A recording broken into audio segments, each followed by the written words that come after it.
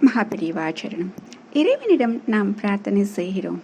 பிரார்த்தனை செய்யும் பொழுது அவனிடம் 2 சக்திகள் உண்டு அப்படிங்கிறத நம்ம தெரிஞ்சுக்கணும். எப்படின்னா, அந்த பிரார்த்தனையின் போது நாம் எதையுமே கேட்கவில்லை என்றால் அவன் எப்பொழுதுமே அவன் நமக்கு நன்மையை கொடுப்பான், நல்லதை மட்டும் தான் கொடுப்பான். ஆனால் அந்த பிரார்த்தனை ஒரு விஷயம் வச்சுக்கிட்டு நாம் கேட்குறோன்னு சொல்லிட்டு ஒரு பெரிய லிஸ்ட்டு போடுறோம் பாருங்க. அப்போ நம்மை அறியாமலேயே அவன் எதை கொடுக்க வேண்டும் என்று நினைக்கிறானோ அதை நாம் இழந்து விடுகிறோம். அப்படி என்ன 2 சக்தி அப்படின்னு பார்க்குறீங்களா? ஒன்று மாயா சக்தி, இன்னொன்று பக்தி அப்படின்னு ஒன்று இருக்குங்க. இந்த மாயைக்கும் பக்திக்கும் என்ன அப்படி ஒரு வித்தியாசம் அப்படின்னு சொல்லிட்டு ஒரு பக்தன் கேட்டும் பொழுது இறைவன் சொன்னாராம், ஒன்றும் இல்லை, சின்ன விஷயம்தான். அதாவது கிருஷ்ணனாக நான் அவதாரம் எடுத்த பொழுது அந்த கோபிகைகள் சொன்னபடியெல்லாம் நான் ஆடினேன்.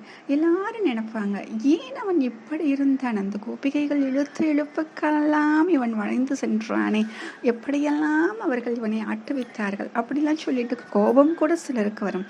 ஆனால் எதற்கு அப்படின்னா, அவர்கள் அவன் மேல் வைத்திருந்த பக்தி.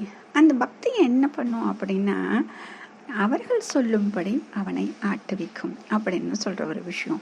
சரி, இப்போ இந்த பக்தி இல்லை அப்படின்னா என்ன ஆகும் அப்படின்னா, இந்த வாழ்க்கை நம் வசம் இருக்கிறது, நாம் நினைத்தபடி எல்லாம் நாம் வாழலாம், நாம் சொல்லபடி எல்லோரும் கேட்பார்கள் அப்படின்னு சொல்லிட்டு நாம் தான் ஆட ஆரம்பிப்போமே ஒழிய அனைத்தும் நமக்கு ஈடாக வருமா, நமக்கு இணையாக எதுவும் நடக்குமா அப்படின்னா ஒன்றுமே நடக்காது.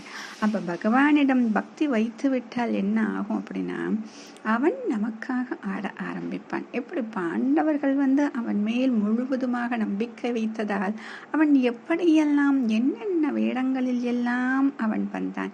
சாரதியாக வந்தான், தூதுவனாக வந்தான், தோழனாக வந்தான். இப்படி ஒவ்வொன்றாக வந்து எந்தெந்த பாத்திரங்களில் எல்லாம் அவன் நடிக்க முடியுமோ அப்படியெல்லாம் நடித்து அந்த பாத்திரத்தை ஏற்று அப்படியாகவே ஆகிவிட்டான் என்று சொல்வார்கள் இல்லையா? ஆக அப்படியெல்லாம் அவன் மாறி நம்மை மகிழ்வித்து நம்மை கஷ்டத்திலிருந்து காப்பாற்றுகிறான். இதுதான் அவன் சொல்லக்கூடிய பக்திங்கிற ஒரு விஷயம். அப்ப நம்ம என்ன பண்ணணும் அப்படின்னா, அவன் வசத்தில் நாம் சென்று விட்டால் போதும், நம்முடைய வசத்தில் நம்முடைய வாழ்க்கையை நாம் வைத்து கொள்ளலாம் அப்படின்னு நினைக்கிறது தான் மாயை. அவனுடைய வசத்தில் நாம் இருந்து விடுவோம். அவன் எப்படி ஆட்டுவிக்கிறானோ அப்படி ஆட்டுவிக்கட்டும் அப்படின்னு நம்ம நினைச்சா போதும், அவன் நம் சொல்லுக்கு அவன் ஆடிக்கொண்டிருப்பான். நமக்காக எத்தனை வேடங்கள் போட வேண்டுமோ அத்தனையும் செய்து நம்மை நல்வழிப்படுத்துவான், நம்மை துன்பத்திலிருந்து காப்பாற்றுவான்.